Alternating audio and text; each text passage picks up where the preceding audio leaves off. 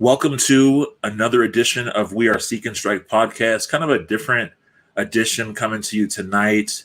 It's our 2021 Mountain Division preview. I'm your host, Chris Walker, and tonight my special guests each come respectively of the clubs that they're covering in the Mountain Division. So, without further ado, I want to go ahead and bring on my first guest, which is going to be Mr. Landon Southwick. How you doing, Landon? Good. Thanks for having me on. I appreciate it. I feel honored to be the first. I guess it's only fitting, though, if we have a reigning USL championship champion, whether it was 2019, since there was no 2020 winner, I guess we have to go first at this point, right? I mean, yeah, exactly. And how did that work out as far as like an Open Cup berth? I was kind of hoping that you guys were going to. Unfortunately, we'll never qualify for that being an MLS 2 side, but hey, we can still dream about it. Yeah, you guys might have to ask for the affiliation to be dropped. Yeah, I don't know. That one might hurt us a little bit on that side. Yeah, so like I said, welcome on the show. You're kicking off our Mountain Division preview, and obviously you cover Real Monarchs for a Center Circle podcast. And so my first question really for you is, this is kind of a different preseason for Monarchs this year. We only saw 2 games for the squad, and obviously both they didn't get the result. I know part of that had to do with the team being up with the first team, but I mean, yeah, what's kind of is going on there with the roster shakedown? What's happening since the end of preseason?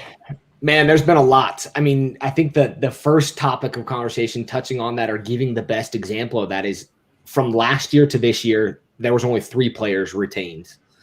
So James Moberg, Jimmy Slayton, and I just blanked on the third. It's funny that I'm saying that now. It'll come to me. Oh, and Sam Brown. And those 3, the 2 of them, Sam Brown and Jimmy Slayton, both had contracts. James Moberg was the only one re-signed. So when you're talking about a change to a new year, that's crazy. 2020 was not a great year for the Monarchs, though. So I don't think the technical staff and the front office saw what they needed to from the guys that were there, and frankly, kind of wanted to wipe the slate clean. Toss in a departure of Dan Egner, who really engineered from the general manager side the squad in 2019 and 2018 and 2017 with the likes of Mark Briggs and Hamas and Olave, engineering that side that made that run, especially in 2019. And I think what you're seeing from this front office is they want to mold the team that they want to see. And obviously there's twofold goals for the Monarchs. They want to win games, but they also want to develop talent. And I think that's a balance that a lot of MLS 2 sides struggle to make. And I think the Monarchs at times have struggled to make that. You go back to their inaugural season in 2016, both those seasons were kind of disasters. They were not a good team, did not have good results. And it was because they had a lot of youth on the roster, and they really didn't have much experience to kind of play in. Well, fast forward to 19, where you had a mix of veterans and those young players, those hopefully future RSL players, as a lot of people would put it, and they saw success. But now what you saw is all those successful players with the Monarchs have now kind of made their way up to the first team or made their way to other clubs like a Jack Blade, Kalen Ryden, some of those. And we still love them and wish they were around and wish they got a shot. But it's kind of changed that new guard. And one of the things that you'll see this season from this Monarch side, I think, is a lot of guys coming down from Real Salt Lake. Obviously, there's still quarantine rules in the USL Championship, and MLS are going to have to broker some of that, and I'm sure there will be some flexibility in some of that. But 2020, we saw none of that. And, the Monarchs lost more games at home last year than they lost in 2 seasons combined, in the 2 previous seasons combined. And I think what you'll see from this Monarch side this year is something a little different. I think you'll see some of this youth and this development, but I also think you're going to see a hunger from some of these guys that have signed contracts with Real Salt Lake that are going to be down with the Monarchs. That's why that roster isn't full yet. And I think on top of that, you add in some of this young international talent that is maybe a little unproven to try to prove themselves. You've got guys like Josmir Quintanillero, who grew up in the Barcelona Academy, Barcelona and Chelsea Academy. I mean, you can't tell me that someone doesn't have something if they grew up in one of those academies, you know? So I think the hope from the front office is that you mix some of these guys that are trying to prove themselves with guys that are training with Real Salt Lake, then coming down to get minutes. And I think they hope that there's going to be a good, solid squad. And I seem to think that the results you've seen so far are not going to be the results you're going to see this season from the Monarchs. Yes, they played 2 games. They played the Whitecaps and lost. Okay, they played a bunch of academy players. Then they played Sacramento. And what we've seen from that is Sacramento beat them. But the truth is, from what I understand from a lot of guys so far that I've talked to, not everybody was there. You know, you've still got visa issues of getting a few guys. You've still got a couple guys recovering from injury, including James Moberg, who hasn't trained with the side yet, or hasn't been in full training yet. But as you get some of these guys mixed in, I think that's where you're going to start to see some of the success. And I think you'll see maybe a slower start from this Monarch side, but I think they'll not be the team that's going to be sitting at the bottom of the table like they were last season. So, okay. I mean, you kind of were talking a little bit about that. Like, you know, who are some of the standout signings? I mean, I know that Eris Briggs is one that they were kind of pointing out, you know, being a MLS Super Draft selection.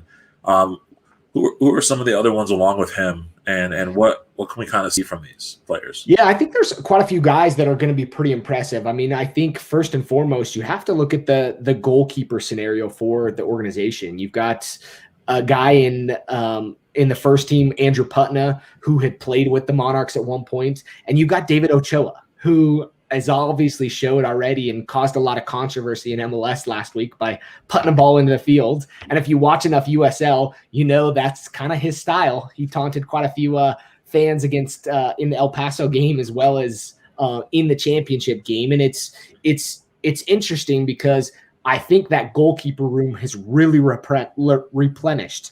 And you can look at guys like Jeff Dusnap, who signed with Real Salt Lake, but will definitely be playing with the Monarchs. He's 16 years old. I would say keep an eye on him. I'm very fascinated, very high on him. There's also a guy named Gavin Beavers, and Beavers is 15 years old. So 2 of their keepers are 15 and 16 years old. Then you've got Jimmy Slayton, who's kind of the veteran in the room at 22 in his second professional season. So I think that's a spot to keep an eye on. I'm really high on Malik Johnson. He's a guy that we've seen in the USL Championship have some success, Canadian international with Tampa Bay, showed some spark, showed some skill. I think he's one to keep an eye on. Then you've got some unproven talents in guys like Max Mata, who's a New Zealand youth international. He's got some skill, and I think you're going to be surprised to see what he brings to the table. There's guys like Kyle Adams, who I think is an interesting signing. Obviously, we've seen him in this group as well with Rio Grande Valley, and I think he's going to be an interesting addition to that squad. And so far, having seen him on the field, he looks solid. But I could go down a list of guys. I mean, I think those are a few of the names that I would point out. Maybe a Juan Vidal, who's going to be an interesting kid out of Colombia that has some experience in scoring some goals. He played in a U17 World Cup. And so there's some guys like that I'm really intrigued to see what they can bring to the table. And I really think, and I'm not privy to these conversations, but I'm thinking they've had conversations with the front office saying, you know, here's your shot. Go prove it with the Monarchs so we can give you a contract with Real Salt Lake.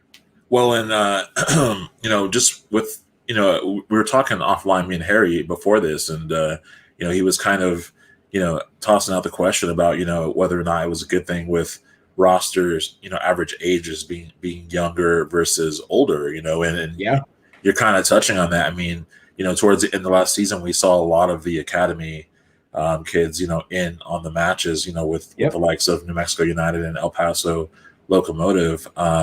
You know, so I guess really one of my questions for you too is like, you know, where do you see Real Monarchs, you know, competing in this Mountain Division? Like, what do you think that the product on the pitch is going to be through some time? And obviously this year a little bit longer of a season than last year. Yeah. You know, it's funny. Looking at 538's prediction, looking at the USL Champions prediction for this squad, everybody is kind of low on the Monarchs. And one thing I would say is I don't think you can sleep on a team like this that has continued to try to invest in this club. I don't think they're going to be a Tacoma Defiance. I don't think they're going to be the side that's going to go, okay, we're going all academy, go for broke. We're the academy side. I don't think you'll see that. Do I think you'll see a couple 15, 16, 17-year-olds playing games? Yeah, I do. 100% do. And I think that's the benefit of having RSL's academy right there. Kids are going to school in the academy right there. Their dorms are just outside the stadium. And hopefully they're going to get a shot on the bench there or in games. And I think we've seen that pay dividends for guys like David Ochoa. And then when you think about the RSL system, RSL's lost some big name players to Europe that have never featured with the Monarchs. And that's, I think, something that the club wants to avoid. So I think you're going to see some of these youth players playing. But I think this club's going to be someone that'll punch above their weight. Do I think they're going to win the Mountain Division? I don't know. I would hope they challenge a little bit more for it, but I think there's some sides that are more well-equipped to do so. I think they'll get off to a little bit of a slow start, but I think there'll be a side that you don't want to face later in the season as guys are battling for minutes and trying to get contracts with Real Salt Lake. So my prediction would be that they're kind of middle to high pack, but Harry I can see chiming in, not winning the Mountain Division, the Monarchs, but as somebody, I should say they'll win it, but I firmly believe that they'll be a tough team to play, and they'll bring some grit into games. Hamas and Olave is that type of guy, and I think they'll kind of reload with talent this year. So maybe it's a warning shot to watch out in the next 2 seasons for this side. Okay, well, thank you, Landon. We're going to go ahead and bring on our next guest. Next guest joins me. He's no stranger to the Seek and Strike podcast show. We had him on a couple weeks ago. He was talking about Michael Azira. Our next guest I'm bringing on is Matt Pollard of Holding the Highline to talk about Colorado Springs Switchbacks. Matt, how you doing tonight? I'm good. How are you, Chris? Happy Hump Day. Hey. USL Championship almost back now. Yeah, that's right. We're right there. I'm doing good. Thank you so much. So kicking right off and kind of, Switchbacks, started obviously their club kind of on the high line, if you will. Things have been a little rocky over the last couple of years. Sorry, man. I'm really sorry. But obviously they're trying to bring things back around, signing the new coach, Brendan Burke. There were some departures, I think, that were kind of key. Christian Valesky and Aiden Daniels kind of come to my mind. But what is the Switchback? What are the Switchbacks doing, really to get back to a place of prominence at this point? Well, I think they're from the ground up, they're just completely overhauling everything that's gone on at the club. Obviously, the big thing there that, you'd start with would be the new stadium, Widener Field, that's opening up that my good friend Mark Turner is trying to make the Epic. We're trying to call it the Epic. So the Switchbacks are playing at the Epic, referring to the description for the fancy, statue thing that lights up outside on one corner of the stadium. But really it's been a club that hasn't really had a direction, I think, outside of just existing within the championship and then kind of gradually having an improved relationship with the Colorado Rapids. And it's just an idea of who they are and their philosophies on the technical side of things. We've seen Brian Crookham do that as general manager of the club, albeit coming over from a Rapids perspective as he's the Rapids Academy director. So a bit of him seeing the club from a different standpoint, but I think bringing in a young head coach who has his ideas, who's looking to learn,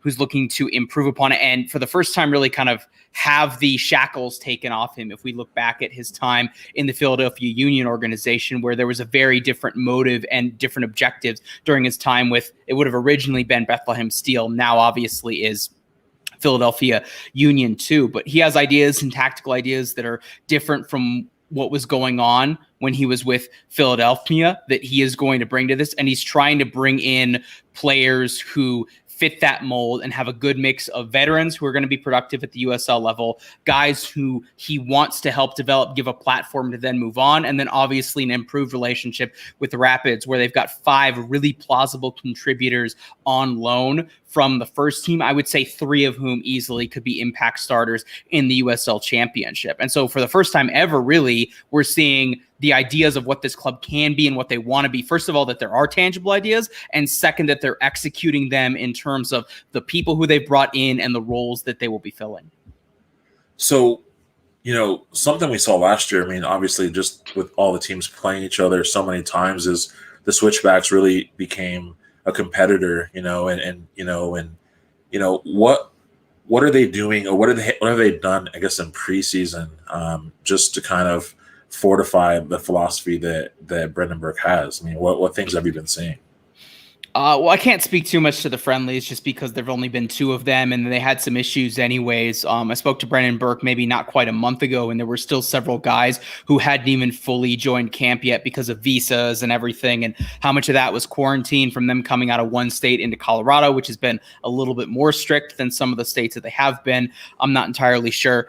But, I will say the organization, I think for the first time ever, is really focusing on fitness and the sports science implications of playing at altitude. As a lot of people, every time I go down for a Switchbacks game, I'm living in Denver for the listeners who weren't on for the last show that I was on with you, Chris.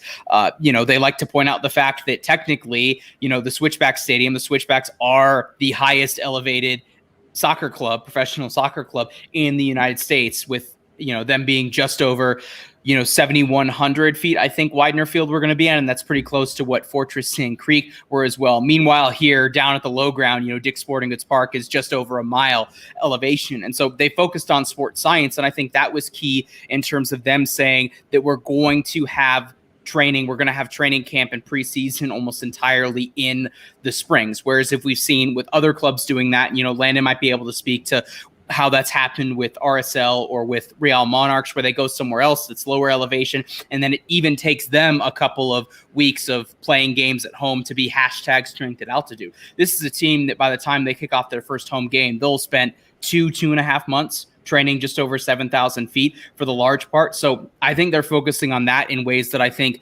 Trishute was rather, not a neophyte. What's the word that a Luddite towards that. And certainly that was something that Alan Koch wasn't around long enough to even fully implement. And I think that fits in with tactically what they're going to be, which for me is probably going to be a 4-3-3 pressing, pragmatic, blue-collar team that I think fits in with the talent they have, and also just the realities of the team from a financial standpoint until we get to Widener Field being sold out, season tickets, 10,000 people, no social distancing. What matches are you really looking forward to the Switchbacks, playing? What teams do you think are really going to, which ones do you think are going to be the strong matches, the epic matches of the season? We'll start off first of all with the home opener with New Mexico United. So you want to talk about, a club that's been, I'd say, the standard bearer in the Mountain Division, certainly in the Four Corners states, along with Phoenix over the course of the last couple of years. I think that'll be a big one for them. And I really maybe I'm just misremembering things, but I really felt like El Paso really gave the Switchbacks a hard time the last couple of years as well. But, I think every match is going to be really big for the Switchbacks now, because finally, new stadium, new head coach, best relationship with the Rapids, bunch of really good loan players, bunch of really good signings that they brought. Now I think there's real expectations, certainly from an ownership standpoint, where I would say previously, the Reagans or the real pressure that you had from up above was basically don't be absolute crap to the point where it affects us from a financial standpoint. And now there's more financial resources and potential for revenue post-COVID than is ever going to exist in the club's history. And with that is going to come improved first team resources, and that has to come to results. And why should USL fans that are watching the Mountain Division not sleep on the Switchbacks this year?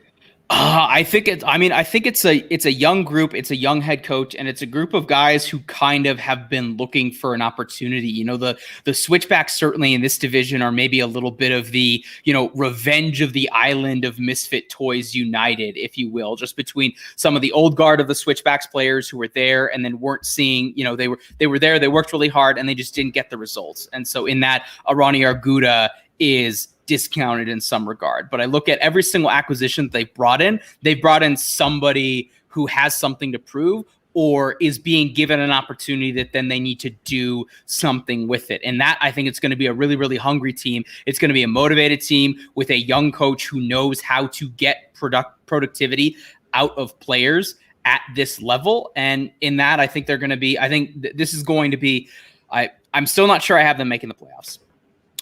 They definitely, I would not be betting money that they're going to win the division, but this is going to be the most thorn in your side. You know, Jose Mourinho talks about how Spurs players, you know, in the All or Nothing documentary, about how they're too nice. This roster and this team doesn't have enough B words out there. This is going to be a team that, you know, without making implications on their character, they are going to be B words, and they are going to be ruthless and hardworking and in your face and pesky for 90 minutes in ways that I think that intensity hasn't always been there for the Switchbacks, or it's done so at a talent or resources deficit, which I think the Switchbacks are increasingly closing the gap on to a Locomotive, to a New Mexico United. Well said. Thank you, Matt. My next guest that I'll be bringing on is Mark Bay from the Striker, Texas. We'll be talking about Austin Bold FC. How you doing, Mark? I'm doing well, Chris. Thanks for having me on the show. Hey, you're more than welcome. Thank you so much. And this is your first podcast, so yeah. We definitely got to celebrate that. Right on. Yeah, pop the cherry today. I just got to plug the Striker Texas real quick. We're a new news organization that's covering soccer across Texas. So that's MLS, FC Dallas, Houston Dynamo, and Austin FC, as well as USL. So Austin Bold, El Paso, RGV Toros, and San Antonio FC, all of which are here. So if you're a fan of one of those teams, check out thestrikertexas.com. It's really in-depth coverage that you can't find anywhere else. Right on. So speaking of some of that coverage, again, you are a journalist. You cover Austin Bold FC. You know, one of the things that I was thinking about today was, you know, Austin Bold. You know, as far as we all were concerned, we all thought that this club was going to cease operations. You know, with the embarkment of Austin FC coming in for MLS, but obviously that not being the case. I mean, what is the general census, in the soccer community there with Austin Bold still existing, and what is the relationship between the two teams, if there's one?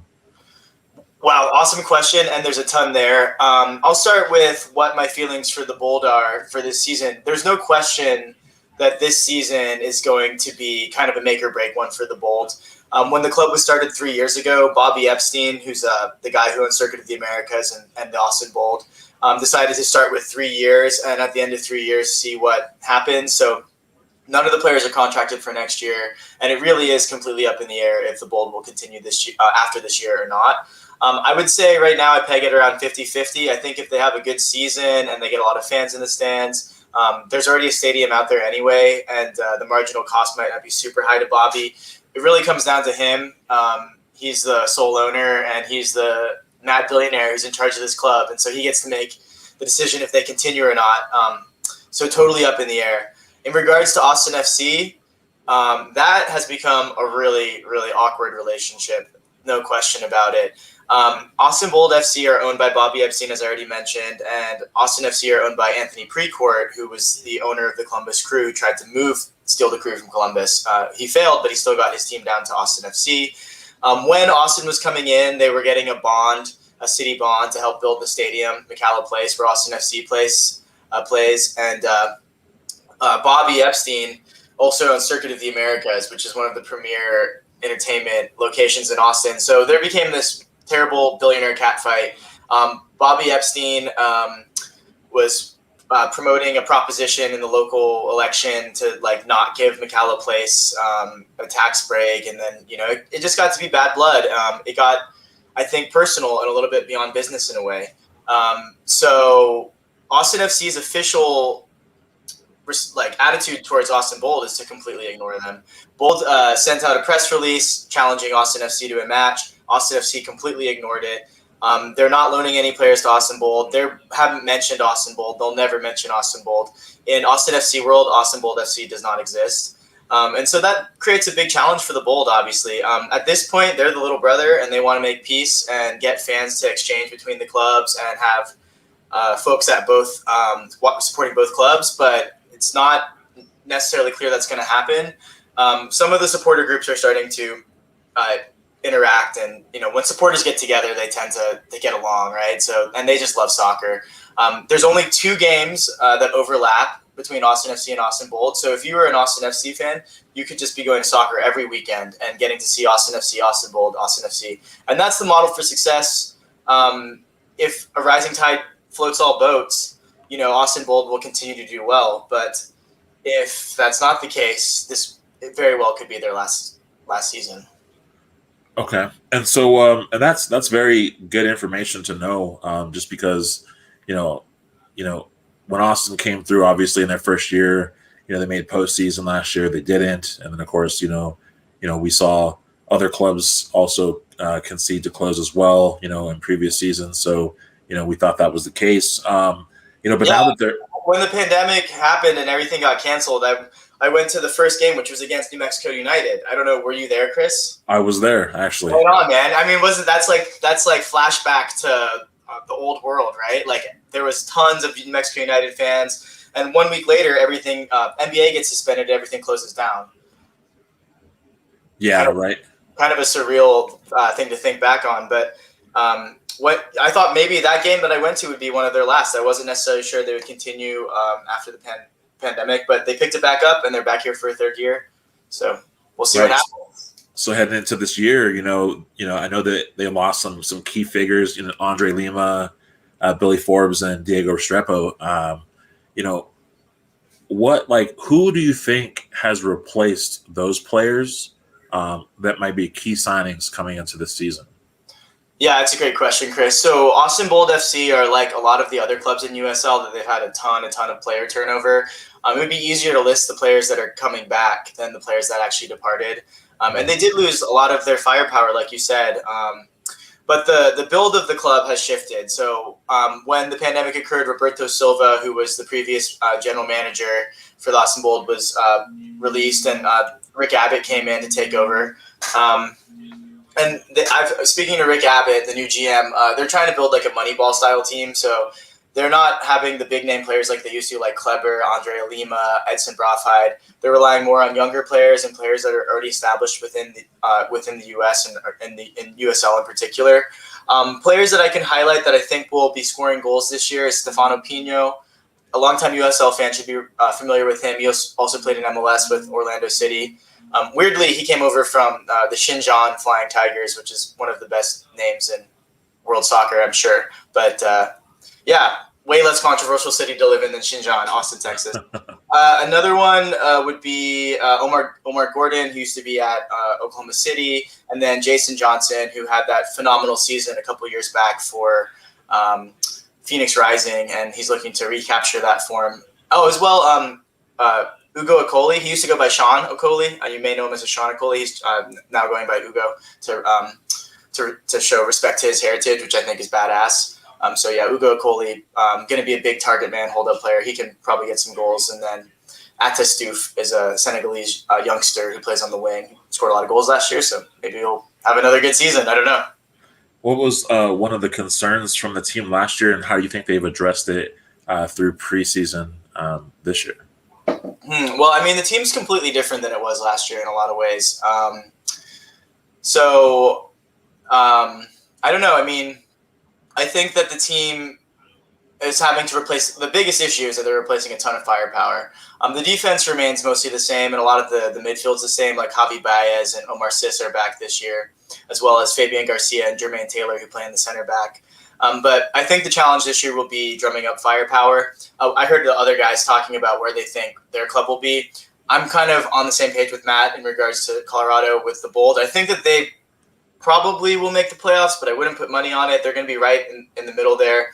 I definitely don't think they're going to win the conference. The conference is way too strong. It's like a group of death in USL, and there's too many good teams. I think El Paso, New Mexico, or San Antonio is going to be one of those three will win it. But overall, I think they'll be pretty much like a mid-table team.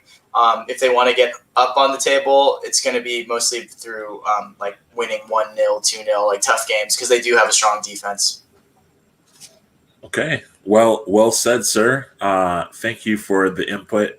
And now I'm going to bring on the next guest. StrikerTexas.com, baby! Next guest I'm bringing on, he really doesn't need any introduction. He used to live south of me, but now he lives way across the world. And, you could hear him at Seriously Loco, but tonight you're hearing him here on We Are Seek and Strike podcast. Of course, I'm bringing on the gent, Mr. Phil Baki. How you doing tonight? I'm doing well, Chris. How are you doing? Doing great. I think this is the first time I've ever seen you face to face. Yeah. We've I don't know, 2 ships passing in the night, I guess. It's been a weird set of circumstances. Otherwise, I'm sure we would have met by now. I feel like I'm unmasking Dr. Claw on Inspector Gadget, just to be honest with you. Yeah, I guess I've played the villain to New Mexico United fans or listeners of Seek and Strike up till now. So I'm glad to be here though, and glad to provide some insight to Locomotive. Ta-da. Okay, so Phil, Locomotive, no question, back-to-back Western Conference finalist. We have to give you the cake. The team has been explosive, under Mark Lowry. What in your mind has he done right there? And, and what have been some of the things he's talked about in this preseason about this season coming up? Yeah, I think the thing in terms of things he's gotten right, I think he's done a genuinely good job of building a winning culture and holding on in this offseason. I think one of the things that's been mentioned in the teams ahead of me has been the turnover. And I think compared to the amount of turnover that a lot of teams have had this offseason, Locomotive have actually done a really good job of holding on to the spine of the team. 13 players that had significant minutes last year are coming back, which is obviously a massive number given the amount of turnover that other clubs have had. So I think that's been a big part of Mark's success, has been finding the people who fit in with his style, fit with his culture, and then making it a place where they want to stick around, and it's a place that they want to play. And then as far as this season, talking about heading into this season, I think you can see in the moves that they did make, it was about refreshing that attacking line, getting some new pieces in Aiden Apodaca, Luis Solignac, obviously who was at San Antonio, Aguinaga, and then I think just getting some fresh pieces into that attacking lineup and making them more of a threat. Because I think the one question mark about Locomotive under Lowry has been the goal scoring, and now they have a pretty solid unit with a pretty good pedigree. And with Dylan Mares right behind him, it's I think we're looking at a pretty dangerous Locomotive team for the first time maybe in their history. Yeah, they definitely got some firepower, some weapons there. What was very interesting really in thinking about Locomotive is that, it's like the tale of two sides, in terms of the division, and they've really just progressed. I know that, in watching them live, it's just like there's a different type of energy on this pitch. One of my questions to you, Phil, is where do you kind of see them in this season? Do they have really what they need at this point to win a Western Conference final, or are there still some unanswered questions?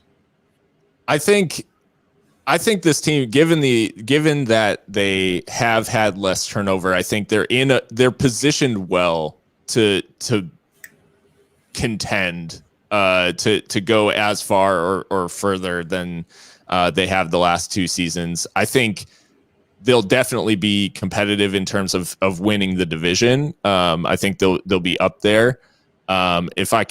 I think once you get to the playoffs and you're in a single elimination format, I mean, we saw last season, like our clubs went the distance, and it was a penalty, that ended up separating it. So yeah, I think it's tough to make any predictions about how deep someone goes in the playoffs in a single elimination format, but I think that Locomotive right now are well positioned to at least match what they've done in the regular season and maybe even go a little bit further. So yeah, it's once you're in the playoffs, it's a total crapshoot, as I think we saw in each round of the playoffs last year for Locomotive, with a couple of penalty shootout wins and then a penalty shootout loss to Phoenix. So it's it's a total crapshoot once you get that far. What matches are you anticipating on the schedule when it comes to within the Mountain Division? I mean, we obviously have the New Mexico United game circled on the calendar from the beginning. I think it's budding into a really nice rivalry now. It always has been, I think, on the field in terms of the players. They feel it. But I think with the games over the last couple of seasons and now a playoff game against each other, and Locomotive getting a win over New Mexico, a couple of wins now. I think it's just growing into a really cool interstate rivalry there, and I'm always excited by those games. And kicking the season off against New Mexico United at home is a treat. But yeah, within the division, I don't know that there's a bad game like in the division right now with the way these teams are set up, because it used to be that, the MLS2 sides, we're not really sure. RGV, no offense, but now RGV's independent. San Antonio FC, obviously, always a tough team to play. And Austin Bold adding to that Copa Tejas rivalry now as well. So there's just a lot going on in this division. Real Monarchs promise to be tough year in and year out. So yeah, within the division, I think it's just going to be a bunch of entertaining games of soccer, and I think it'll be a lot of fun to watch. I'm just really interested to see how the rest of the division shapes up based on, having as much turnover as some of the clubs did. Like Mark said with Austin, I mean, you're basically watching a new team, so it can get a little tough to predict, but I think each of these games is going to be enjoyable to watch for sure. And do you think Logan Ketterer, do you think he competes for the Golden Glove this year? I think so. I think the biggest credit to Logan, or maybe the biggest credit to the team, is the fact that Logan isn't getting the accolades that maybe he deserves, or at least we feel he deserves, because he doesn't face as many shots as other keepers in USL. So he doesn't have as many of these kind of high save numbers and stuff like that. It'll be interesting. The defensive unit, for the most part, stayed intact for Locomotive, but the one piece that did change, Chiro Ntoko, he suffered that big ACL injury towards the end of the season. He's no longer with the club, and they brought in Niall Logue from FC Tucson, one of the best passing center backs in League One last year. So it'll be really interesting how he adapts to the championship level.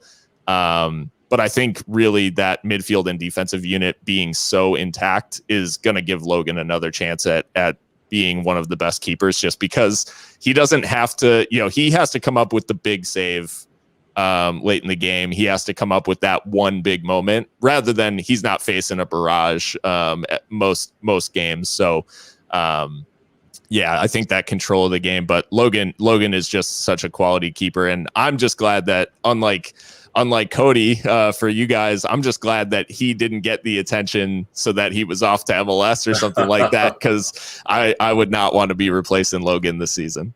Yeah, exactly. You wouldn't want this late turnover for sure. Thank you, Phil. I'm gonna drop you back into the lobby. We'll bring you back for the final go round. Thanks, Chris. You're welcome. Next guest is going to be Mr. Harry Austin.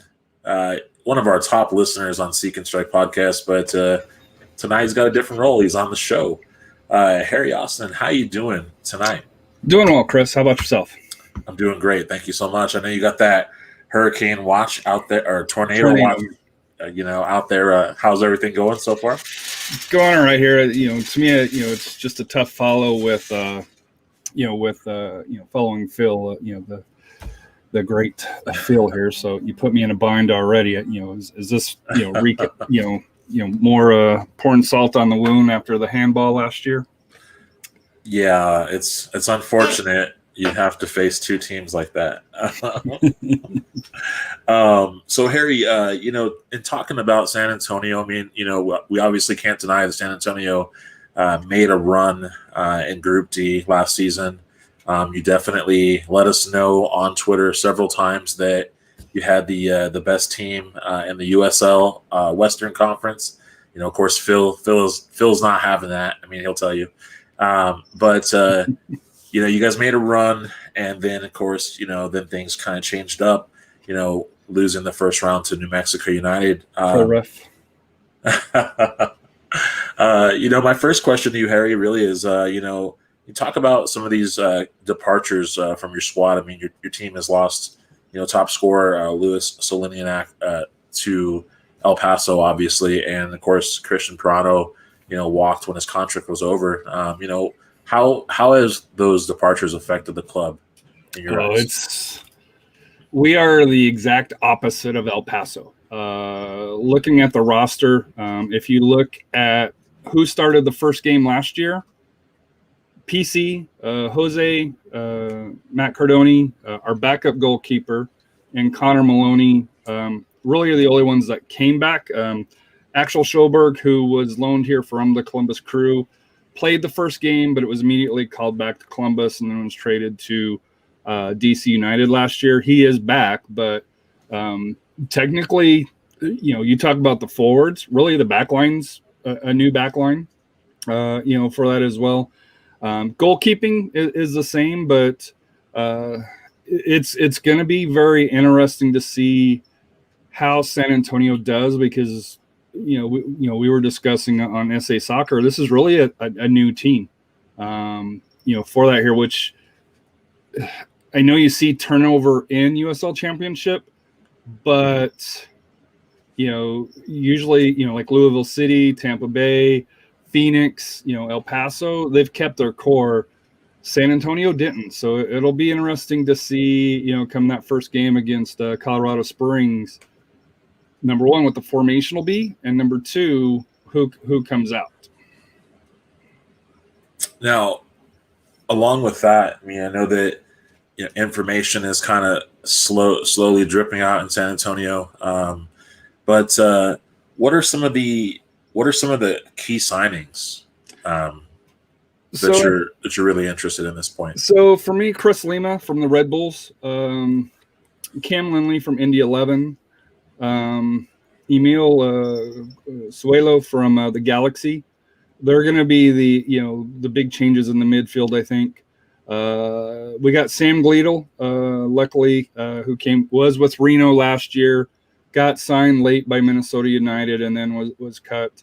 We have Jesser Kamiri on loan from the Whitecaps, and Matthew DePlane, who came from Cincinnati.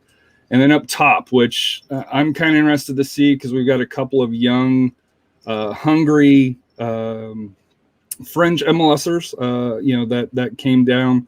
Justin Dillon from Seattle Sounders and Santiago Patino from Orlando City. So I think the talent is probably top to bottom is probably better than last year's. If you look at the roster, it's younger. San Antonio is the youngest independent team here. And I know Landon kind of, brought something, when he was talking about the Monarchs on having that hungriness. I think with Coach Marcina having these fringe MLSers that, kind of that borderline, still young, still, if they can have a great year, they could maybe, leap back up to MLS, for that here. I think the opportunity is there. The question is will they live up to the talent, and can Coach Marcina, get them across that line, beyond just making the playoffs to get an actual playoff win, and really go more, really go further into the playoffs, like New Mexico and like El Paso has the last couple of years. Yeah. So what really is going to ultimately send El Paso into the playoffs for like a deeper run? I mean, who do you think? For San Antonio? Sorry, there you. Man, Phil is affecting everyone here. He's got to get in this plan. No, what? Yeah, for San Antonio, like, how do you see a deep run happening for the club? I mean, who is going to step up and make that impact? Well, I think you got to have somebody up top. Either Dylan or Patino step up and be the goal scorer to fill the position that Solinag did last year and did great. To me, the question kind of comes in with Jose Gallegos. How long is he in San Antonio for? Because for San Antonio, hopefully they don't do what they did with Pirano and hold him all the way through the year, and let him go on a free. Hopefully, they can get an offer. I know he had a trial with, over in Europe with Barcelona and Bayern Munich for that. So hopefully, come the summer transfer window, he's able to move on for that here. So to me, it kind of depends on how the midfield can gel. The back line, I'm not really too concerned about because I think there's a lot of talent there. But to me, it's who can score. San Antonio plays a very pressing way under Coach Marcina. So, and I think with, talking with some of my colleagues here, last year's lineup probably didn't fit 100%, the way Coach Marcina wanted. So I think this year you're going to see probably a little bit more better balance for the pressing that he's wanting. So, to me, I think if San Antonio's got that heavy home start here, if they can get some decent results on there, and like everybody else, come October where they got those 7 matches, you don't want to, for San Antonio, you don't want to have to be depending on results, you needing points to kind of catch up and make the playoffs for that here. And what matchups are you really looking forward to in this Mountain Division? So it has to start with RGV, with them becoming independent. San Antonio and RGV, have that love-hate relationship, kind of like you have with, New Mexico and El Paso has. The Bold's kind of interesting, just for the fact that, they're the closest team, but there's that question mark, and I know Mark, mentioned it earlier on. How long are they actually going to be here? I think if we knew if they were going to be more long term, if they had more, more of a fan base that was turning out, and for that here, it might be a little bit different. But I can tell you the match that's probably circled is going to be New Mexico United. Everybody wants. There's a lot of people here in San Antonio that feel like that game didn't go the way it should have. Some of it was, errors on San Antonio's side. Don't get me wrong. But a lot of people don't realize that there was a goal that was called back, by Doyle. And then of course the handball, from, that got New Mexico, the 1-0 win, for that here. So to me, like I said here, those New Mexico games, because New Mexico travels well. I know you came, 2 years ago here. So, the Curse and Seek and Strike, come over here. So, travel well. So I think that game will be one of the must to watch, here in San Antonio. Right on. Thank you, Harry. And, and Harry, I'm going to go ahead and give you the reins so you can ask me the questions that you've been asking me all week. Yeah. So for you, a little bit role reversal here. For New Mexico United, who are the major departures, at least from an outsider's view, it seems like that you've lost a lot of talent at key positions for that here. So the losses for New Mexico, if you can kind of highlight who are the ones that are going to be tough to replace.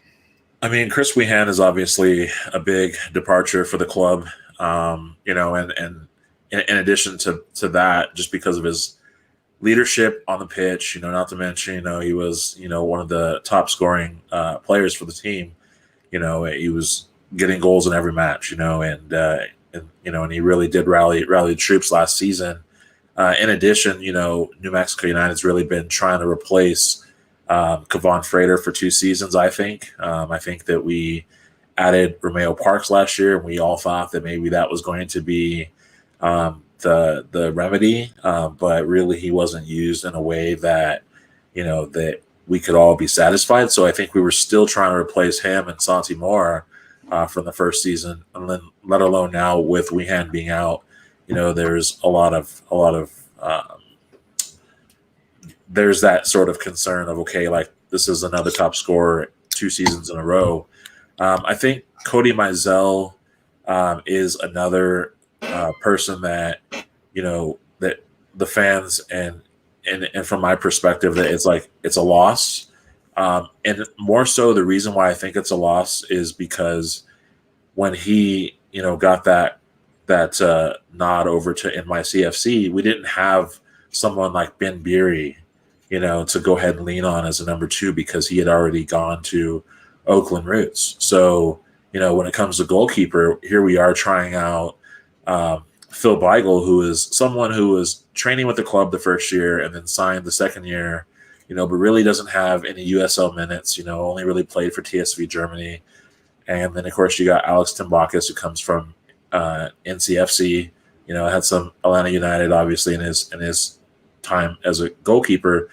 And the general census here is like folks want to see Phil Beigel as the number 1 because they feel like, he's been here, he's put in, some time with the club. He's just kind of been in the pecking order. But then, of course, folks think that, Alex Timbakis, will probably be the guy because he's high profile in terms of a keeper in the East Coast. But still, really, I mean, they've both played equal amount of minutes through preseason. So we don't really know who has the job. But the goalkeeper for sure. I mean, when you're going into this particular division, you definitely need to know that you have a guy that's going to be able to stop the goals that are coming through because, as Phil mentioned prior, I mean, they've got some explosive players. I mean, we still are a little bit shook on the Dylan Nightmares shot heard around the world from the side of the left side of the pitch. I mean, I sat there on the dirt at the swap and saw that go in, firsthand. So that definitely has some lasting effects. We definitely need someone who can stop those goals. So definitely, I'd say those are the major departures for United. What about arrivals? Like, who's going to be the key that's coming in this year for New Mexico United? Obviously, you touched on the goaltending, still a little bit of a question mark, at least at this point. I do think you've got some talent there. It's just a matter of who steps up. But especially in the midfield, who's going to be the ones that step up, and who's the key signees or returnees this year? Well, I mean, you bring up a good point with the midfield, and again, Phil will probably attest to this because he's watched it as well. I mean, New Mexico United's midfield, like we had a lot of holes in the ship, so to say, last season. We had a big issue with stopping a team like El Paso through the midfield. Going back to that semifinal match, we also had a hard time really advancing the ball through the midfield as well. We had to, switch the pitch a number of times going overhead to get the ball there.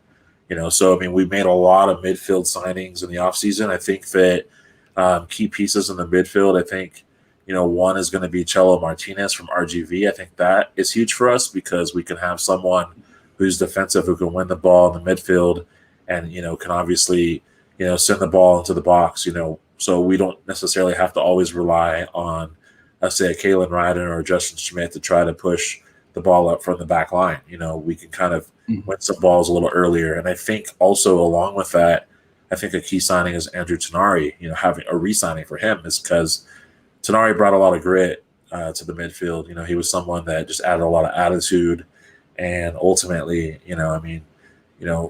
through the offseason, we didn't really know if we were going to have that player back, right? Sergio Rivas, another player, obviously with a budding career, he's someone who can kind of add to the attack. He did, definitely, had a nice little run in Reno, and obviously he's a local guy, so that's a huge one for us. Brian Brown and Ilya Illich, I think, are huge up top for us. Brian Brown, obviously, being a goal scorer for Reno through its 3 years, through his 2.5-ish seasons with Reno, and of course going to Albania, where it's a little bit different of a competition there. But he's back now. He's back in the USL now, and he's looking to ultimately get back to something familiar level of competition. I think Ilya Illich is someone that we're interested in seeing how he's going to really transpire in the league, just because he had a really solid run with Lou City those two seasons, and I think in the last year, with Tyler Pasher there in Indy, it's like, well, can he kind of be that guy, right? So ultimately, that's what we're looking at. So I got two more questions here. The last one I'm going to talk about more, soccer back in New Mexico, because last year you guys were road warriors. But speaking of road warriors, to me, I think New Mexico got the hardest out of conference matchups, especially on the road. You go to Tacoma, they're a MLS2 team, which I think if they're on the road, it's a little bit easier. But at home, with the ability of Sounders to be able to loan people down, I think it's a little bit, it raises the level of that game.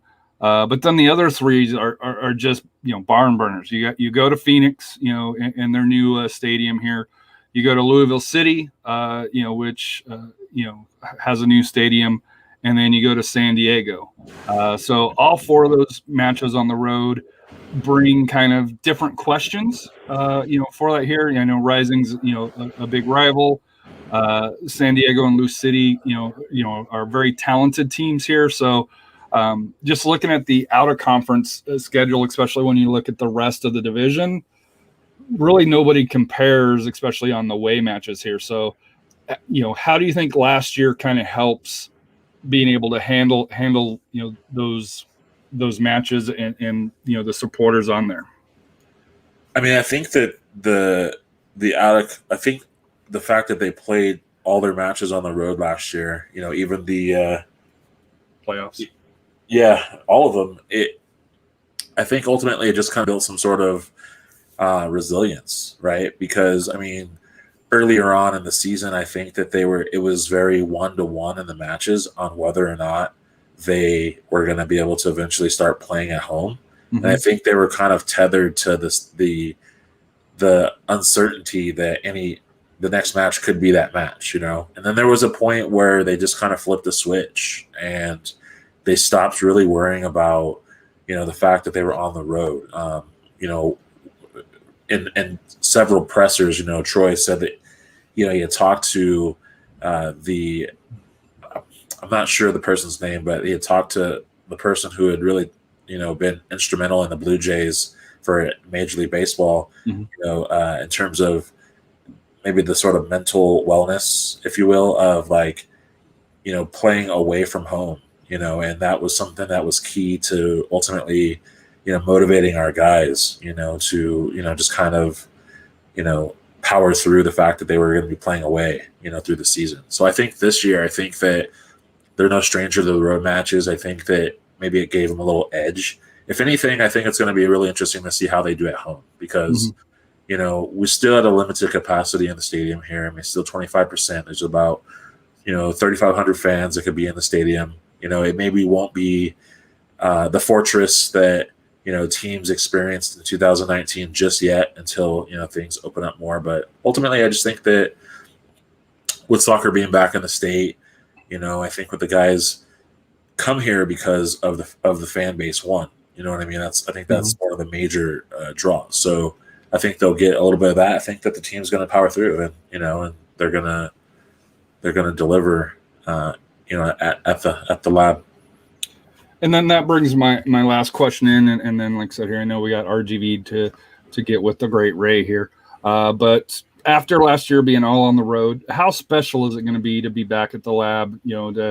I know probably at the start it's going to be. I think you mentioned 25% just now, but I think all expectation is probably after a month or two that's going to be going up. Being raised here. So, how special or what are what do you kind of expect, when the fans return and to be able to see the team, really for the first time in 2 years? I mean, I think it's going to be great. The tickets have sold out pretty fast here. They're doing something with, selling tickets in waves. So they're only selling two tickets a month, so to say, to the fans, and and that's definitely, there's a high demand.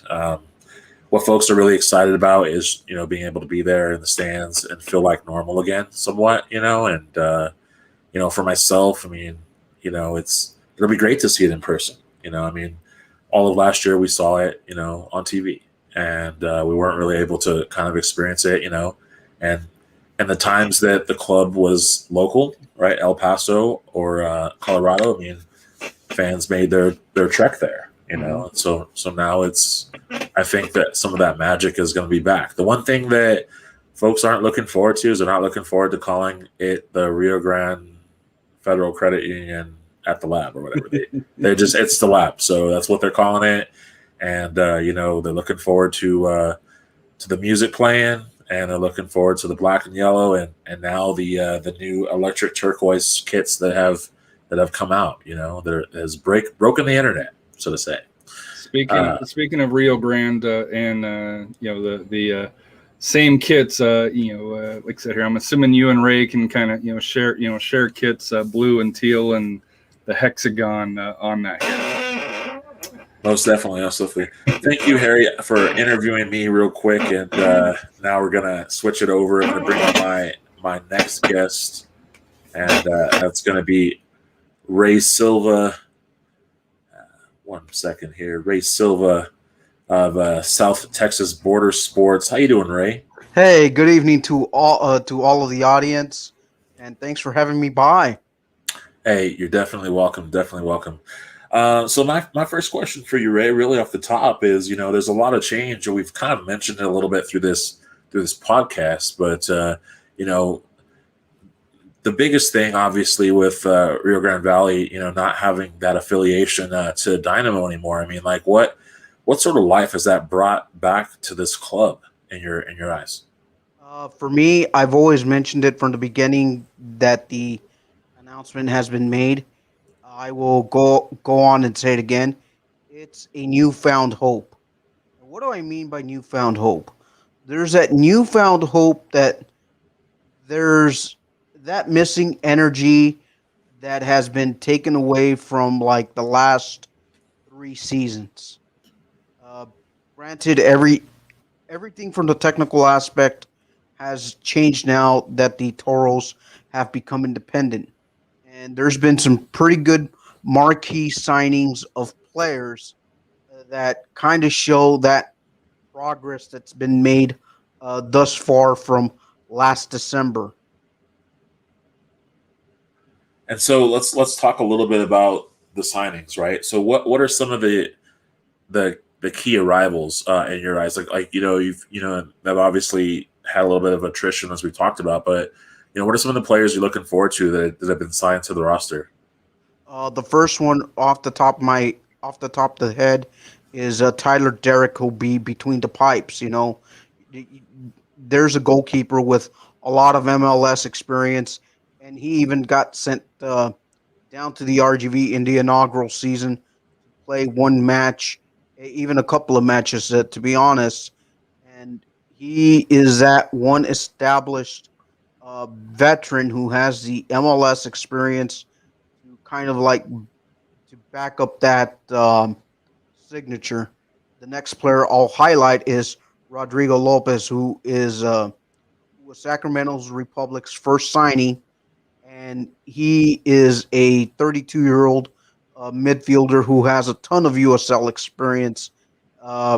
He's going to be one of those productive midfielders that I'm very interested in seeing how the rest of the team can gel around him. And the third signing, for me, I don't think he'll be much of a player, but his impact as a professional to some of the younger players on the squad is Vicente Sanchez, who played for the Colorado Rapids and the Houston Dynamo. He's a 41-year-old who came out of retirement. Who during the retirement process, he earned his coach's licenses, and now the way I view that signing is that he'll be more of a coach, molding the younger professionals on the squad to try to get them going on a more professional level. And then talk to me a little bit about, like, obviously, the Toros have a new coach and Wilmer Cabrera.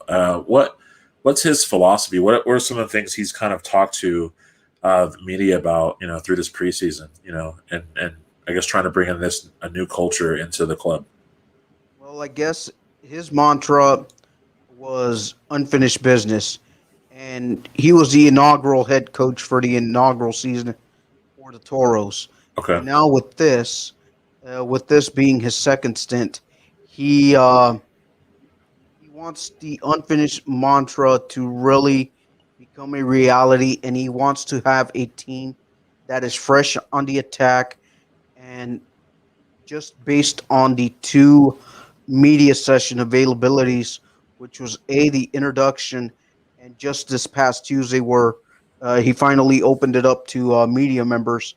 For right now, it's still a work in progress, only because of the way the independence announcement was made at the very tail end of 2020, and how everything has been structured right now through 2021. So I kind of see the Toros just being behind that 8 ball a little bit, like 2 to 3 weeks at the most before they'll hit the ground off and running the way they need to. What matches are you kind of looking forward to? I know in the chat you kind of mentioned Paul Leese and Cello, obviously coming to New Mexico, but what matches are you looking forward to for the Mountain Division? There's actually quite a handful of matches that I have circled, and sadly they come in clusters. So the first cluster I'll look at is the first three at home, where you get New Mexico United, San Diego Loyal, and Landon Donovan, and then of course the South Texas Derby, part of Copa Texas. And I'll start with New Mexico first. New Mexico, of course, Paul East becoming the academy director for the New Mexico United, and of course Isidro Martinez. Both figures are beloved here in the Rio Grande Valley, did so much for the community. Both did a lot of great work for UTRGV and NCAA Division I institution that plays under the Western Athletic Conference. Of course, San Diego Loyal, Landon Donovan, that's going to be the big draw. Kind of get to see the polar opposite border of what San Diego and Tijuana share, El Paso and Ciudad Juarez. And then you have Rio Grande with the northern part of Tamaulipas. And then, of course, the South Texas Derby, which, it took a year. It finally took San Antonio 5 years to figure out Rio Grande Valley to overtake them in the standings. And now it's kind of like that responsibility we have to go and take it from them again. Just like we held it for like over 4 years now. Now it's our turn in year 5 and 6 to go take it right back from them. And I mean, what kind of and then the last thing I was thinking about is this always comes up when I think about Rio Grande Valley, but like, I mean, for the longest time, you had that Nature Valley sponsor, and of course those kits, and it was that whole granola box kind of thing kind of going on. But now you have a kind of a kit upgrade, and Ron Patel, who was once with New Mexico United, is out there as the president, and how has he kind of changed the sort of club culture, there as you see it, Well, for me, I think he's taken a lot of input from the fans, whereas under the previous administration, a lot of the signings that have been happening now, you couldn't do it. You could not do it. But now with Ron Patel, he's taken a lot of feedback from the fans and started implementing a few ideas into play, whereas then some of those ideas would kind of be tinkered with and be put on the side. With Ron Patel, he's taken that fan-first approach, and in some of my conversations with him, we've got big things coming, but right now we're just focusing on the identity of 2.0. And with the 2.0 identity is we're distancing ourselves from the color orange and using a blue kit as part of our new identity. And it's kind of like a welcome sign for me, because under the first year of RGVFC, their inaugural kits, when they got their first win on the road, was wearing a white jersey, blue bottoms. And right now they're going the polar opposite with this new 3-year deal with Puma and the lovely hexagons. Oh yes, that is a lovely thing. I love that we could share that. Yeah. Right on. Thank you, Ray. And right now, what I'm going to do is I'm going to actually bring in the rest of our guests into the room for a little bit of a round table discussion. We like to call this Harry's Roulette, right? Because he definitely wanted to make sure that we had this. So, for all what's the point of bringing everybody together if you can't chit-chat with each other? That's right. So I kind of want to open it up now to really any of you that I've asked a lot of questions. So now, you guys have the floor as far as any questions you might have, whether it's directed to me or directed to anyone in the room. I'll take it. Does anyone here think their team's going to win the division? Oh, I do. Yes, actually. Yeah. Chris, I know you think so as well, man. I do think that New Mexico United is definitely gonna battle. I think that the big thing here has been progression round by round. So, I think we're definitely vying to be in the Western Conference Final at this point. Question for the Texas team, guys. So I think about in Colorado, for example, there are people who care about soccer in Fort Collins, and then they cared about the Rapids. And obviously the Rapids were around decades before Colorado Springs Switchbacks came in. So I met a lot of new people who became Switchbacks fans who were originally Rapids season ticket holders. How much is, albeit with geography playing a significant role there, how much is Austin FC and what they're doing kind of already elevating themselves as the best of the 3 MLS teams in Texas? How much are they going to consume all of the soccer oxygen in the state this year, or impact your individual teams at all? Well, I think San Antonio is the biggest impact outside of the Bold, and I know Mark's already kind of addressed that.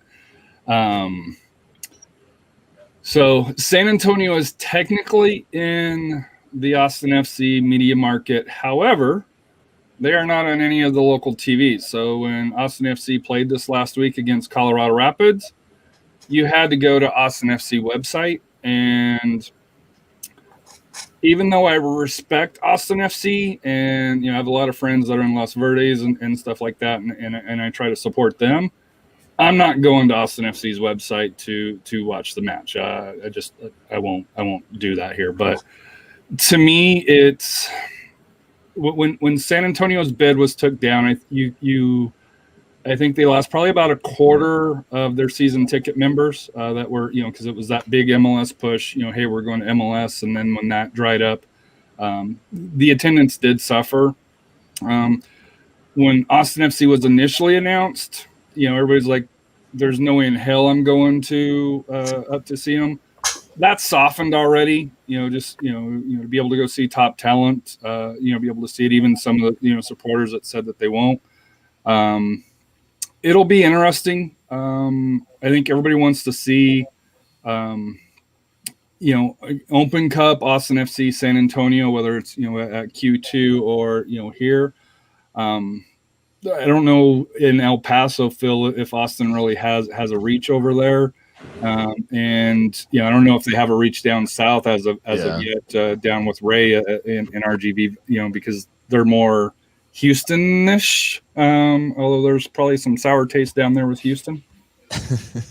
To be honest with you, Harry, I mean, we're not even getting the Houston Dynamo games anymore, at least on our local ABC affiliate, which has like 2 other digital, or not digital platforms, but over-the-air platforms anymore. I've seen like the TV guides, and there's like no mention of Houston Dynamo games anymore. Now, as far as Austin is concerned, that hasn't even popped up either. So right now, it's like truly starting to become an independent thing. Now, it remains to be seen if they'll show the RGV FC road games, kind of like with what happened very similarly with the RGV Vipers when they played in that G League bubble in Orlando, where they were able to get a deal done to show those games here locally. Yeah, to go back to Matt's question, Austin FC from a USL perspective in Texas represents broken hearts for sure, because San Antonio FC wanted to have that MLS spot, and as did the Austin Bold. Their ownership started the Bold with the intention to get that that MLS slot, and from my understanding, when the ownership met with MLS for both San Antonio and Austin, they were told, if you build it, we will come. And it seems to be a broken promise. MLS recently definitely been heartbreakers. There's definitely broken hearts across the country from MLS clubs. But yeah, from that perspective, it's the end of a possibility for both the Bobby Epstein ownership and for San Antonio FC. From a soccer and support perspective, I think it's going to be a really good thing. Texas is a huge media market, and Dynamo and FC Dallas. I'm actually a childhood FC Dallas fan, but that said, they're MLS 1.0, if 1.5, 2.0 teams. MLS teams have really progressed way beyond what those teams offer. Mm-hmm. So have like a real MLS 3.0 or whatever iteration we're on now. It's good for the state, and I hope it drives more passion across the spectrum of soccer in Texas. But it's just amazing because, 10 years ago, none of this existed, and as far as, established minor league soccer, and you're starting to see teams across Texas make it happen, make it work, and maybe, minor league soccer replaces minor league baseball in the future. Seems very viable, at least. And just to round it out, as far as El Paso goes, geographically, we're kind of on an island, so Austin's You're not in New gonna. Mexico, man. Yeah, Austin's not gonna. You guys are basically East Hobbs. Let's be real here. Whoa. North Juarez, I think, would be the preferred nomenclature. No, I think honestly though, FC Juarez is probably the bigger draw in terms of taking quote unquote fans from Locomotive, because obviously having a Liga MX side right there, and literally the stadium is walkable from the border. So yeah, I'd say that's more of a draw, but there is certainly a little bit of a wave of people in El Paso, and Locomotive fans taking on Austin FC as their MLS side, but it's not going to have a material impact on Locomotive's attendance or anything like that. So my question is who finishes fourth? Because I think most everybody would agree New Mexico, San Antonio, El Paso, in whatever order is probably the top three. Who do you think finishes fourth? That's a great question. I have two teams. One, I think Colorado Springs, because they got the new stadium. They got a great coach coming in. They're Union West and for that here, but I think that new stadium is something that, as Brings Matt energy. mentioned here, that they got a direction now, and I do think they're going to get a little bit of a bump from that.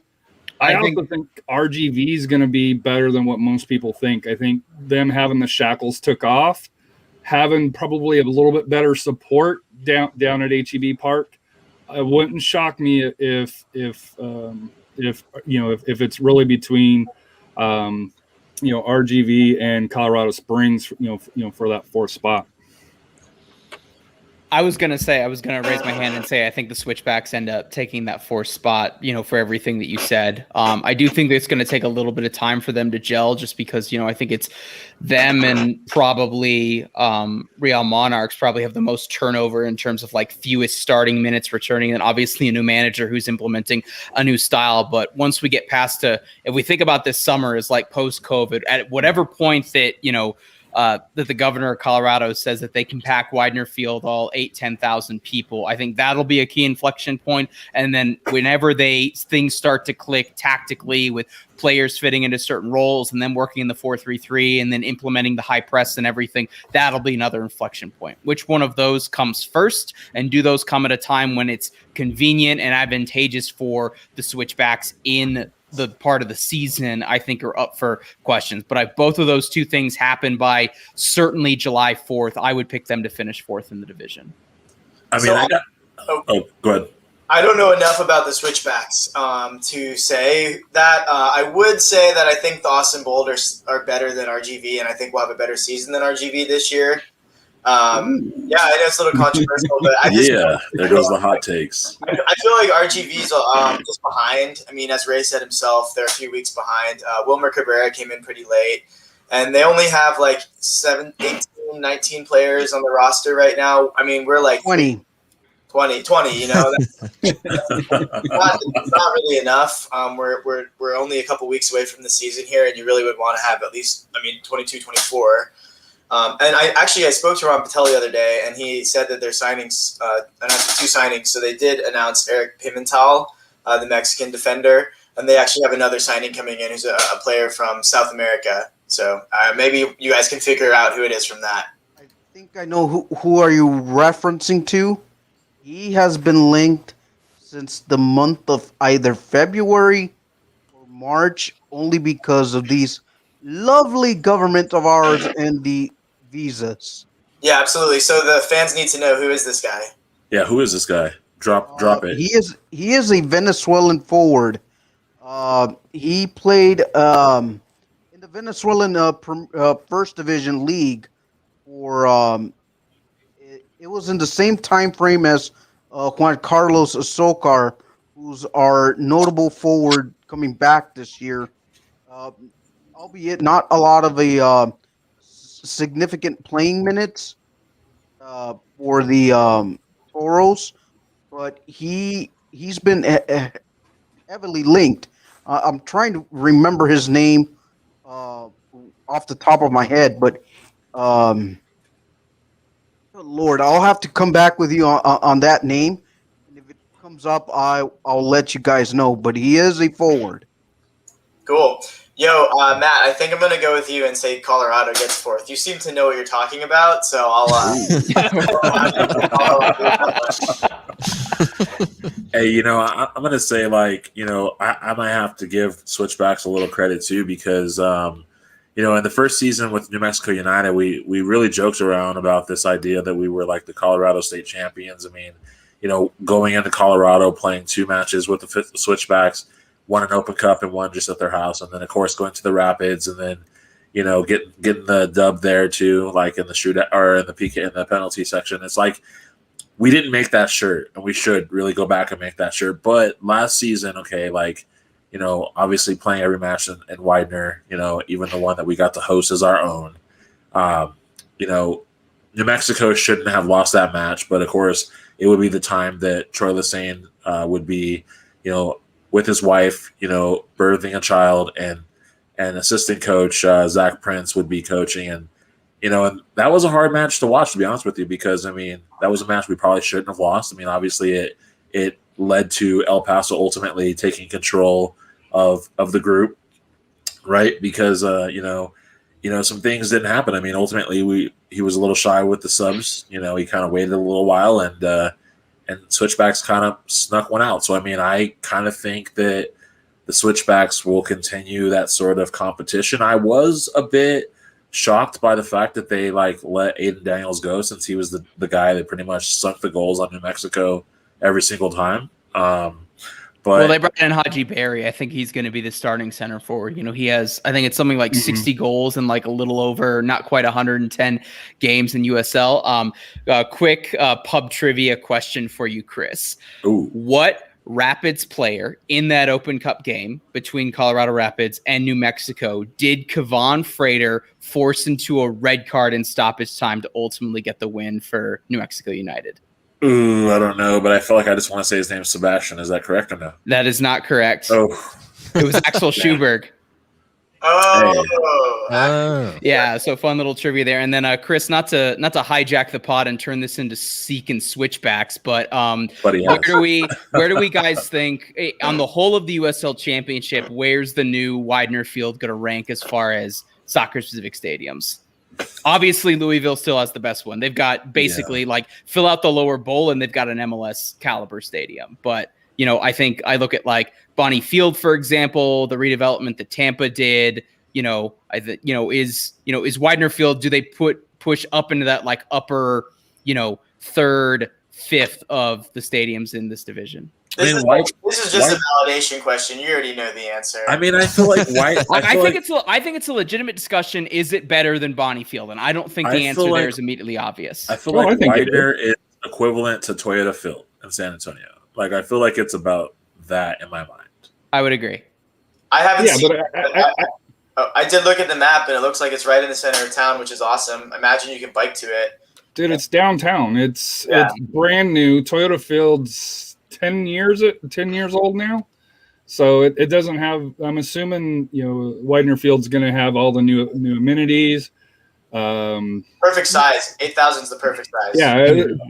And as long as it doesn't have any sand on the pitch. I was going there, Chris. I was like, as long as they sod it properly, it's better than San Antonio. Yeah, but they have snow. They'll have the snow in the early matches. So yeah, well, not this year in anything, but actually, funny. Austin missed like a snow classico by 2 days, but that's definitely a Switchbacks fans deserve a proper, just like snow blizzard, hot mess of a game. And of course, it'll be against like RGV or El Paso or like guys who've never played in snow whatsoever, because that's how snow classicos work in this state. Well, it was a couple of years ago that San Antonio came up, and there was a hailstorm that came down, and you would have thought it was snow because the whole field was covered. Basically it was white. It was just, it was kind of incredible. But to me, to answer your question, any new stadium, especially if it's a permanent one, has to be, in the top 10 at least. There's a few classics like the Rowdies, Highmark Stadium, with the train and the river going in the back. You've got Pikes Peak. I'm assuming is going to be visible through there.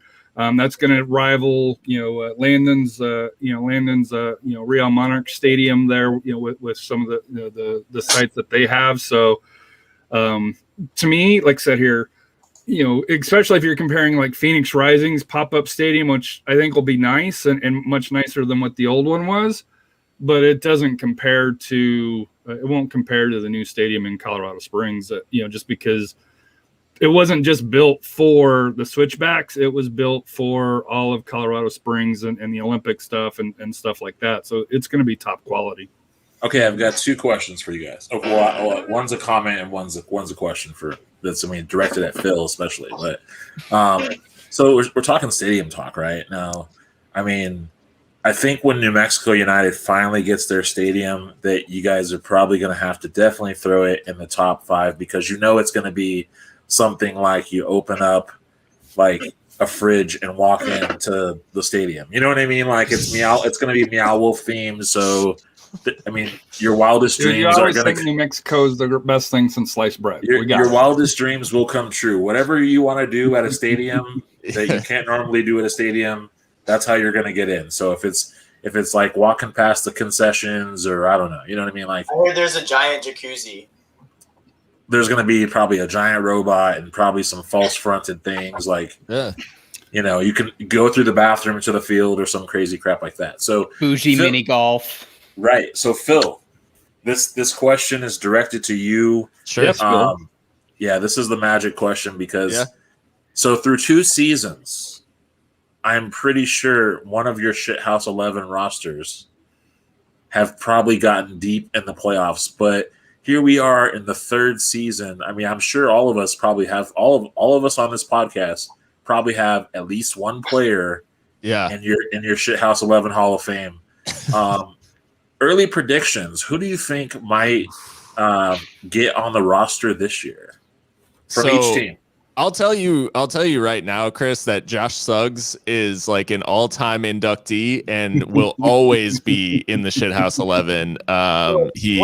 What is the Shithouse 11? Oh, he doesn't know. Go so ahead, the Shithouse 11 is a little thing that we started at Seriously Loco, where at the end after each game, when we're reviewing the game, we nominate a player. And the first season, it was primarily opposition players. We started including Locomotive players in this, but who is the most nasty to play against, the most like annoying, like did something during the match. Like I'll use our friend David Ochoa as an example of that's shithouse behavior. Like you would get into the Hall of Fame based off of that performance out in Minnesota a couple nights ago. So anyways, so we nominate players. I think Josh Suggs is always up there in terms of just needle during the game. Just always annoying and always causing like some kind of problem. And pushes that line, we'll just say. Yeah, and he always seems to toe it exactly right. And that's part of the shithousery too. Is a lot of times they get away with it. That's like on a less serious note, we always like to include Jordan Burt's mustache in the Shithouse 11. So that's one. I'm trying to think from. So RGV historically has been like a team of shithouses, like a lot of players who really ride that line and are really physical, really do that well. I want to say from Austin, Chris Turpak, who I know is not on the team any longer, but Austin legend Chris Turpak, he was in the Shithouse 11 because he was one of those forwards that was just so annoying and would wear down defenders and find himself in a good position. And then so we had a series of players. I think, outside the division, Zach Lubin's been in it quite a bit. Mm-hmm. There's a few mainstays. But yeah, I think Josh Suggs is probably the name that first comes to mind. And the rivalry drives it home. I think Shithouse 11. I think the funniest one was, and I was actually there for the game. We were able to play Frank Lopez, and I think it was Sebastian. SAFC wouldn't clear El Paso to play their new signing. So, and of course, San Antonio won. But I believe San Antonio's front office made the Shithouse 11 as far as the front office. Yeah, we had just signed Sebastian Velasquez, and he was awaiting international clearance, and they basically tried to come to like a gentleman's agreement, I guess, like before the game to say, hey, we're going to allow him to play. And San Antonio was like, nope. And Frank Lopez, who had just joined on loan that day, he drove down from LA and scored twice. So anyways, some funny moments in the Shithouse 11, but all in good fun. And I look forward to the USL shithousery that will reveal itself over the season. Yeah, I'm gonna keep my eye out for shithousery, and I will report back. There might be a special pod if he'll let us all jump onto that sometime. Hey, I'm always open to input, and I'm sure like it's funny that we do it because our players are like some big shit house. Dude, you guys are physical. Richie Ryan, Yuma, those are like masters of the dark arts. So yeah, that's part of the irony of it. And we actually named a couple of our players to it last season because their shithousery hit new levels. So yeah. If you need a heel, I will gladly show up and stand for Josh Suggs. I love it. Building consensus in the Mountain Division. Texas guys, who's your pick for Copa Tejas? Nice. I'd never back Locomotive in the Copa Tejas. We were terrible in this first season, even though we made it further in the playoffs than anybody. We didn't get a win in the first season of it. So yeah, I guess we'll see. I don't know. I'm gonna go with San Antonio. I just don't know. I don't know the team. That's the problem. I like the talent. I just don't know. And like I said, they get RGV early, which I think helps because I think RGV is going to be better later in the year. So San Antonio wraps them up pretty early. I'm not that high on the Bold this year for that here. El Paso's always tough. So to me, I think it depends on who gets the most points between San Antonio and El Paso on those 4 matches, all on Wednesday, by the way, which thank you, USL schedule. Yeah, that's brutal. I don't understand that, but thank you. To me, I think whoever can get the most points, between those two teams, I think will be the in the driver's seat. The Lucho Derby. Between San Antonio and El Paso with Solignac returning. It's going to be fun. He's a good player. It's going to be fun. I just don't understand how he went from San Antonio after 3 days after the season was over. He went down to Chile. Yep. And then I think he played 1, maybe 2 games. And then next thing you hear, he's in El Paso. And I was like, dude, what happened? Yeah. But from an outsider's perspective, again, not that I've said a lot of let's not bet money on this, but I'd pick San Antonio. That's who I'd probably back in that case. But man, so kind of let's kind of wrap it up a little bit. But like, any final thoughts from anyone before I start going around the room and asking for your call signs? I have one question here, and it's more out west here. Can anybody compete with Rising? I think so. I'm wondering if they've missed their window because Lubin's hurt. If you really look at their playoff run last year, they got the solo punch against Sacramento and 2 PKs. That's how they made it to the title game. So out west, if you were to pick a team out west, who would be your team to, outside of the Mountain Division? Who's the team that's finishing first in the Pacific? You got it, Phil. I mean, regular season, I still think Phoenix are tough to bet against. But like I said, when I was talking about Locomotive, it's like being competitive for the division is one thing and making it all the way in the playoffs is another. Right. Phoenix obviously came really close last season, I guess as close as you can get without playing in the final. Right.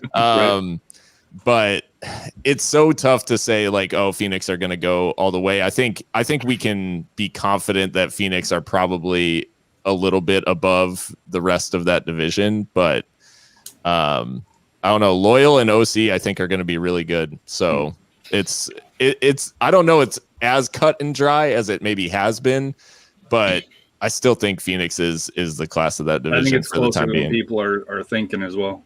if I had to pick a team, I'd say Phoenix, but there's nobody out west who I would pick over the field. Like it's a plurality. Like I'd put I'd put Phoenix like 32%, to win the division as opposed to, and I'd have like San Diego, a plurality of like San Diego, OC, and then maybe Sacramento all like, somewhere between like 25 and 15%.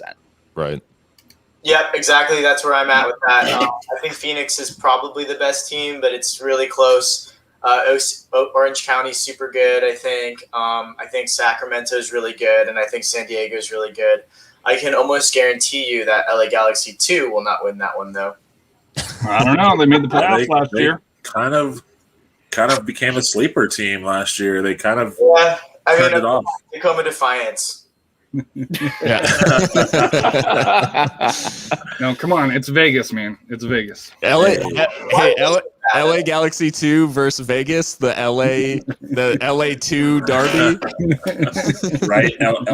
Los versus Charlotte Independence in the final this year. Bank it right now, folks. And of course, Charlotte's going to win it because we don't deserve nice things. Yeah. I mean, really, what is going on with Las Vegas? Like, they have it looks like they may have 10 players signed right now. Well, it's because they're LA 2. They're Los Angeles FC 2. They just made El Tráfico 2. So there's 2 second teams for LA Galaxy? Well, no. No, it's LAFC. It's LAFC. LAFC. Yeah. Oh, okay. Yeah. So you know that they're gonna don the El Tráfico 2 somehow. I mean, it's gonna happen. Yeah. Well, to me, what's odd is they're gonna train and live in LA. Then on game day, they're gonna go to Vegas, play the game, and then ride the bus back.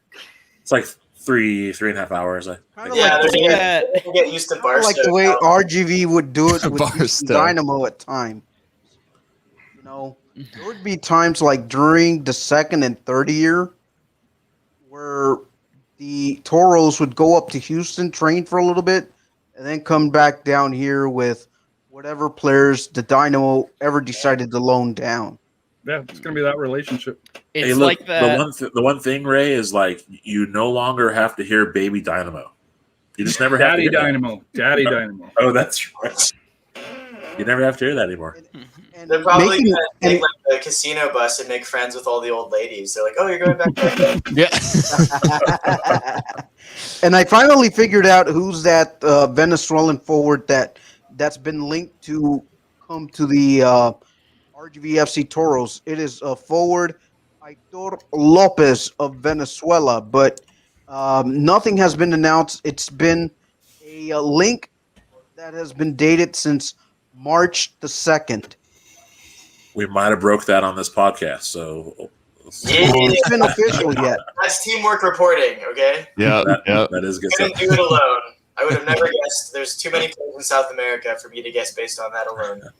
Yeah, and I had heard something during the open practice that Wilmer allowed for like all the fans, but I really never heard this gentleman's name being tossed around. I did hear the nationality, but never heard the name being brought up or tossed around.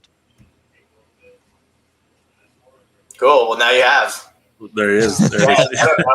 Is broken. Well, like Jens, I really appreciate y'all being on the pod. I'll go around the room from the top of my screen. So, Ray, where can folks that are listening to this podcast, where can they find your work, your podcast? They can find my podcast at anchor.fm/STBS, where we drop episodes every Monday regarding different sports topics in the Rio Grande Valley, which also includes the Toros, Vipers, and whatever sports that do come up in the Rio Grande Valley. Of course, there's my YouTube page where I post my interviews. There's facebook.com/South Texas Border Sports, Instagram South Texas Border Sports, and on Twitter at SOTXATHLETIX. Right on. I'll link it in the description as well. Phil Baki, where can folks find more of your musings on the internet? Yeah. So the El Paso Locomotive podcast that I co-host along with Mika, Christian, Austin. Shout out to those guys. Yeah, shout out to those guys. Yeah, the legends. It's at Seriously Loco on Twitter and Instagram, and you can find us on Facebook too. And then all your major podcast platforms, whatever you prefer, Spotify, Apple, all that stuff. Seriously, Loco.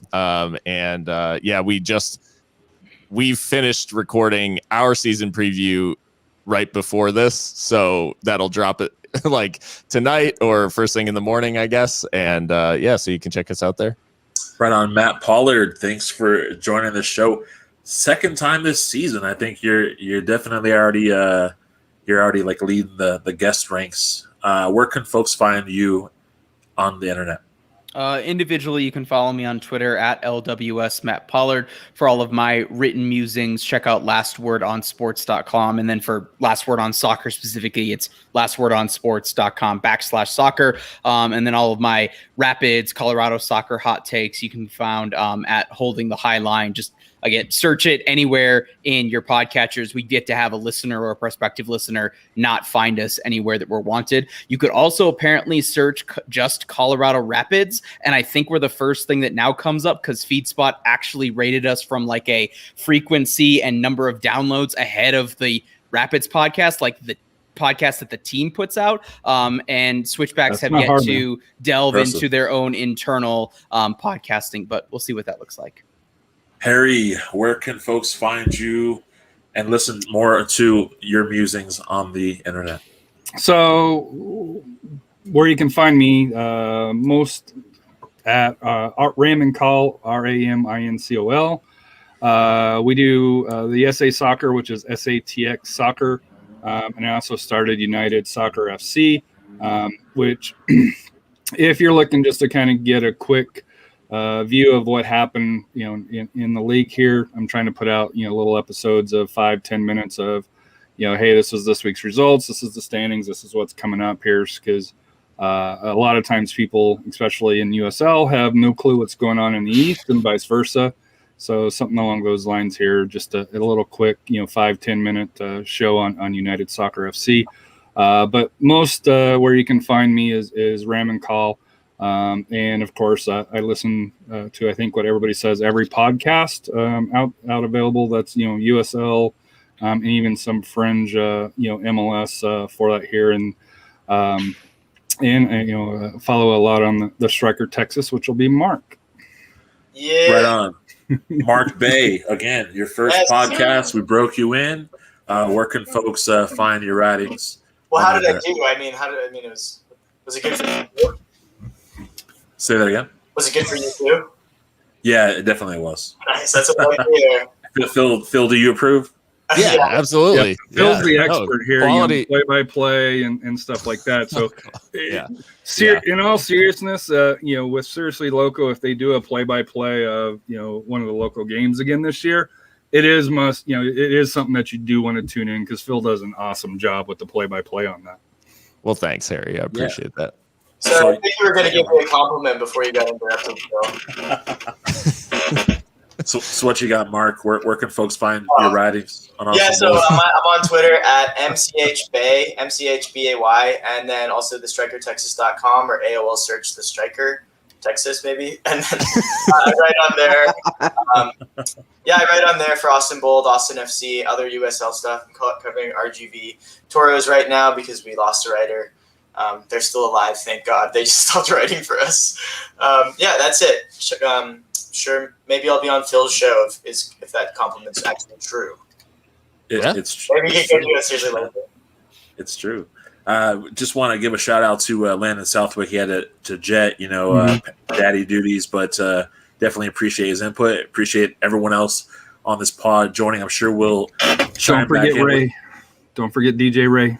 Oh, I won't forget Ray. I won't forget. We got to give a shout out to Ray Samora for the stellar graphics that everyone had a name title when they came on the show. That's awesome. I'm sure we'll get together in the middle of the season to check in and see if predictions were right or any adjustments were made. So definitely hold it tight. This has been the Mountain Division preview on We Are Seek and Strike podcast. Can I just go on record real quick? Yes, you can. Call out one writer in specific. For sure. Hello, Carson Albareo of the Beautiful Game Network. Carson Merck. Hello. You had us ranked 6th or 7th in the mountain. I really hope there is a plate of crow for you waiting for you at ATV Park, and I'll personally hand deliver that to you.